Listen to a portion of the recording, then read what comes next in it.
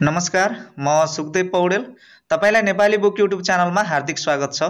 आजको यो भिडियोमा मैले मोबाइलबाटै आकर्षक खालका श्रद्धाञ्जली पत्र, शुभकामना पत्र वा यस्तै विभिन्न डिजाइनहरू कसरी तयार गर्ने भन्ने बारेमा विस्तृत जानकारी दिन गइरहेको छु।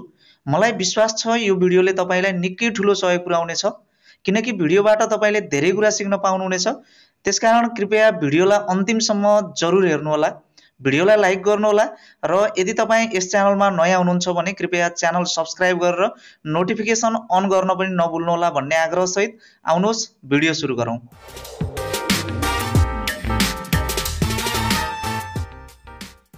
मोबाइलमा कुनै पनि प्रकारको आकर्षक डिजाइन तयार गर्नको लागि तपाईको मोबाइलमा पिक्सेलल्याब नामको एप्लिकेसन हुनु अनिवार्य हुन्छ। यसलाई चाहिँ तपाईले इन्स्टल गर्नुहोला।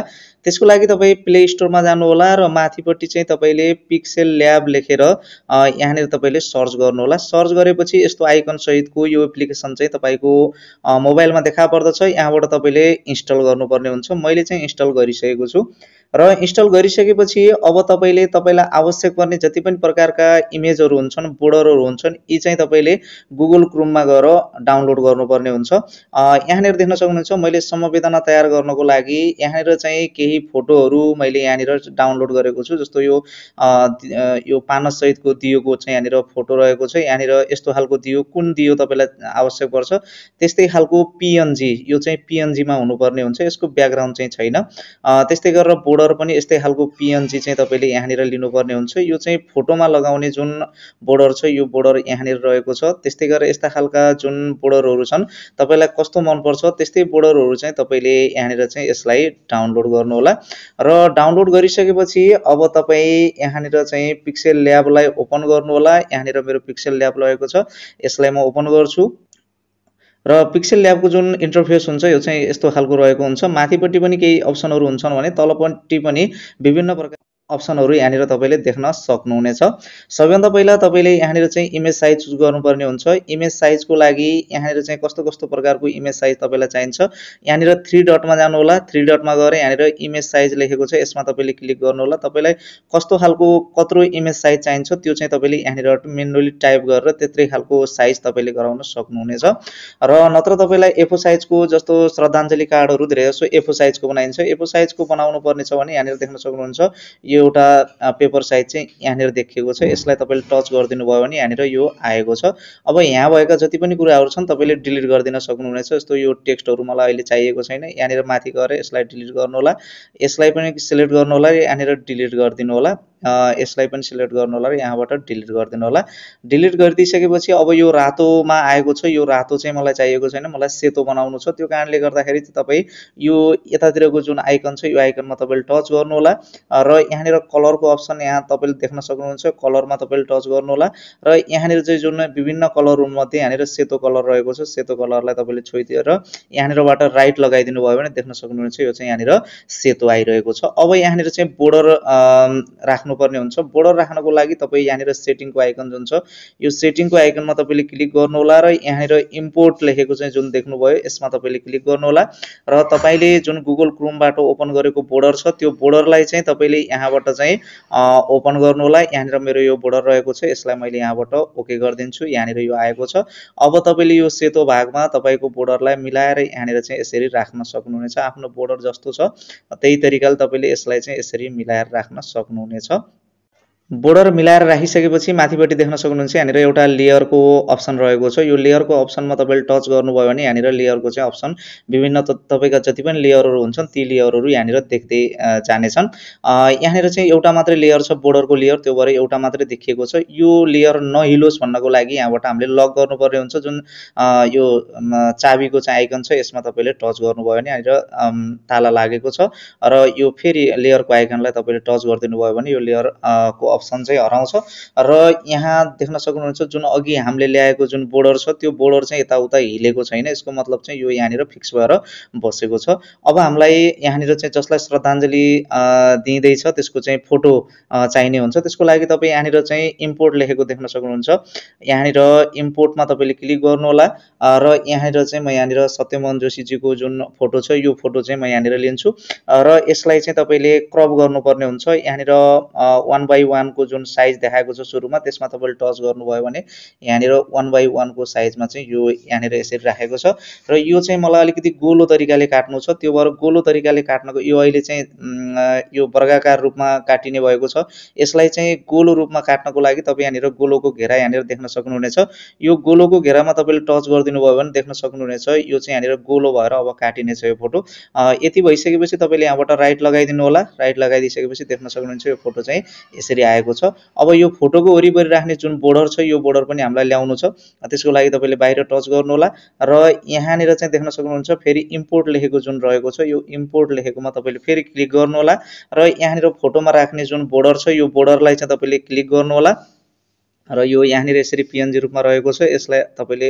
ओके गरिदिनु होला र यो अलिकति लाम्चो आकारको छ यसलाई थोरै तपाईले यहाँ तल समातेर थोरै यसरी लतार दिनुभयो भने यो चाहिँ अलिकति फोटोमा फिट हुने तरिकाले चाहिँ यहाँनिर बस्नेछ थोरै तपाईले यसलाई चाहिँ लतार दिनु होला त्यस्तै गरेर यो जुन फोटो छ यो फोटोलाई तपाईले थोरै लाम्चो गराइदिन सक्नुहुनेछ आफ्नो बोर्डरको हिसाबले थोरै लाम्चो चाहिँ म यहाँनिर यसरी गराइदिएको छु अब यो जुन फोटो छ फोटोको माथिपट्टिबाट तपाईले चाहिँ यो बोर्डरलाई सेट गर्नु होला यहाँनिर फोटोमाथि जुन बोर्डर छ बोर्डर चाहिँ सही तरिकाले बसेको छ अब तपाईँ लेयरको जुन अप्सन छ यो अप्सनमा तपाईँ क्लिक गर्नु होला अब जुन फोटो र बोर्डर फोटो बाहिर राखेको जुन बोर्डर छ यो दुईटालाई चाहिँ हामीले मर्ज गर्नुपर्ने छ त्यसको लागि तलपट्टि एउटा अप्सन छ यो अप्सनमा तपाईले क्लिक गर्नु होला र यहाँनिर देख्न सक्नुहुन्छ राइट लाउने खालको यो बक्स आइसकेको छ तपाईले यो जुन बोर्डरको यतापट्टिको बक्स छ यसमा राइट लगाउनु होला अनि त्यस्तै गरेर पिक्चरको जुन यतापट्टिको फोटोको यतापट्टिको बक्स छ यसलाई चाहिँ राइट लगाउनु होला यी दुईटालाई हामीले मर्ज गर्नुपर्ने छ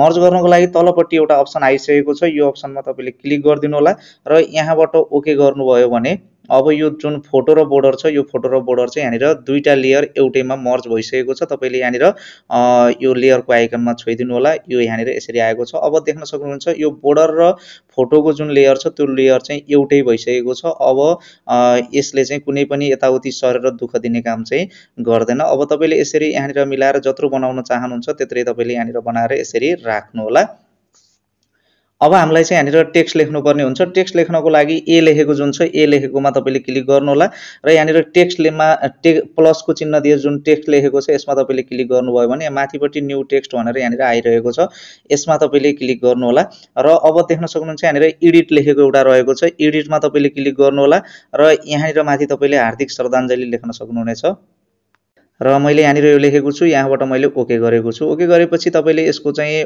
फन्ट कलर र फन्ट साइज फन्टहरु तपाईले चेन्ज गर्न सक्नुहुनेछ ए लेखेको जुन छ यो भित्र धेरै अप्सनहरु रहेका छन् फन्टहरु मिलाउनको लागि यहाँनिर धेरै अप्सनहरु रहेका छन् यहाँनिर पहिला तपाई फन्ट चेन्ज गर्नु होला फन्ट चेन्ज गर्नको लागि म यहाँनिर जान्छु फन्टमा र यहाँनिर मैले केही फन्टहरु डाउनलोड गरेर राखेको छु यहाँनिर यो पिक्सेल ल्याबका आफ्नै फन्टहरु पनि हुन्छन् नत्र तपाईले डाउनलोड गर्न पनि सक्नुहुन्छ माई फन्टमा गएर जुन मैले डाउनलोड गरेर राखेको फन्ट छ यो फन्टलाई मैले यहाँबाट चुज गरेको छु र यसलाई मैले यहाँनिर यसरी राखेको छु अब मलाई यसको चाहिँ जुन कलर छ यो कलर रातो बनाउनु पर्ने छ यही ए लेखेको यतापट्टि आउनु भयो भने यहाँनिर विभिन्न टेक्स्टलाई एडिट गर्ने खालका अप्सनहरु मध्ये यहाँनिर कलर देख्न सक्नुहुन्छ कलरमा तपाईले क्लिक गर्नु होला र यहाँनिर जुन विभिन्न कलरहरु छन् विभिन्न कलरहरु मध्ये तपाईले चाहिँ यहाँनिर रातोमा क्लिक गरिदिनु भयो भने देख्न यहाँनिरबाट राइट पनि लगाइदिनु होला र अब देख्न सक्नुहुन्छ हार्दिक श्रद्धाञ्जली लेखेको जुन छ यो यहाँनिर आइसकेको छ अब यतापट्टि जुन दियोको चित्र छ यो दियोको चित्र पनि ल्याउनु पर्ने छ त्यसको लागि यो सेटिङको आइकन जुन छ यसमा तपाईले टच गर्नु होला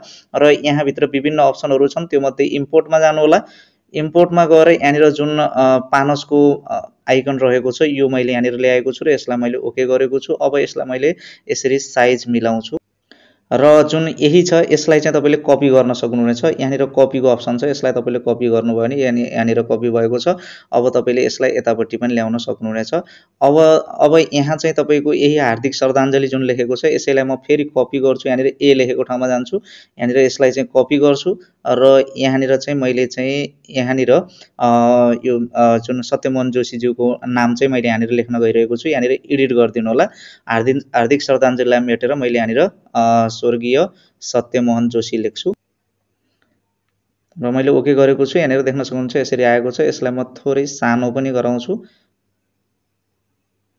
र मैले यहाँनिर यसरी राखिदिएको छु अब तपाईले फेरि अर्को चाहिँ यहाँनिर जुन जन्म र देहावसानका कुरा छन् यी पनि तपाईले यहाँनिर लेख्न सक्नुहुनेछ यसैलाई तपाईले कपी गर्नु होला र यहाँनिर तपाईले जन्मका कुरा लेख्न सक्नुहुनेछ र यहाँनिर यसरी यो जन्म यसरी मैले यहाँनिर लेखेको छु। यसलाई तपाईँले टेक्स्ट मिलाउन सक्नुहुनेछ, यो अलाइन मिलाउन सक्नुहुनेछ। यहाँनिर अलाइन भन्ने चाहिँ एउटा अप्सन हुन्छ, यसमा तपाईँ क्लिक गर्नुहोला र यो सेन्टर अलाइन चाहिँ यसलाई गरिदिनु भयो भने यो यसरी आएको छ। यसलाई तपाईँले छेउमा समातेर यसलाई यसरी सानो गराउन सक्नुहुनेछ। यसको कलर पनि तपाईँले चुज गर्न सक्नुहुनेछ। कलरको लागि यही टेक्स्ट मिलाउने जुन ठाउँ छ यसमा तपाईँ जानुहोला र यहाँबाट तपाईँले चाहिँ यो कालो गराइदिन सक्नुहुनेछ र तपाईँले ओके गर्नुहोला र फेरि तपाईँले यसलाई कपी गर्नुहोला र यतापट्टि चाहिँ देहावसान लेख्न सक्नुहुनेछ। यसमा लगेर यसमा चाहिँ एडिट गर्नुहोला यसलाई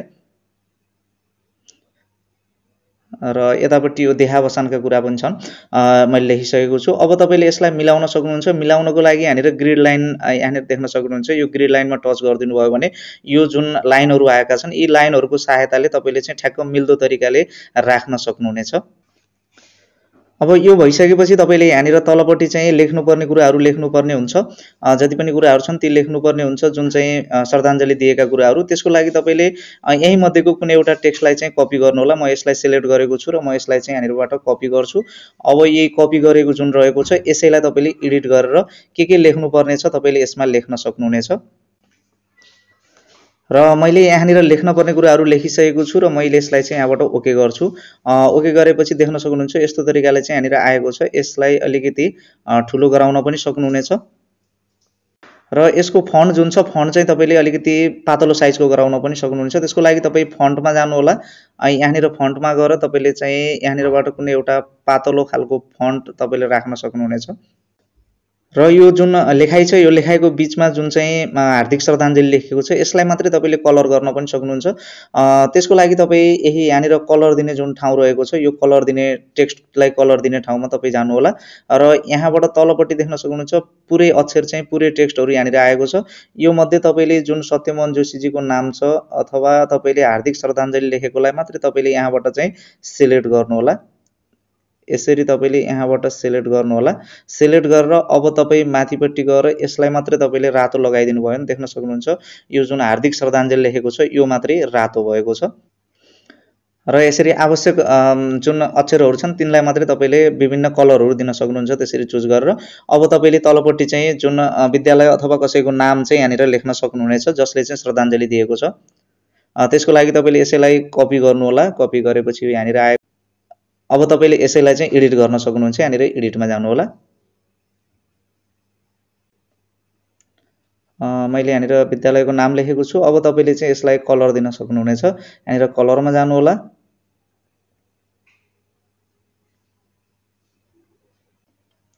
र यहाँनिर देख्न सक्नुहुन्छ एउटा गजबको जुन हार्दिक श्रद्धाञ्जली पत्र छ यो पत्र चाहिँ यहाँनिर तयार भइसकेको छ। अब तपाईँले यसलाई चाहिँ सेभ गर्नुपर्ने हुन्छ। सेभ गर्नको लागि माथिपट्टि चाहिँ सेभको आइकन तपाईँले देख्न सक्नुहुन्छ। यसमा तपाईँले क्लिक गर्नुहोला।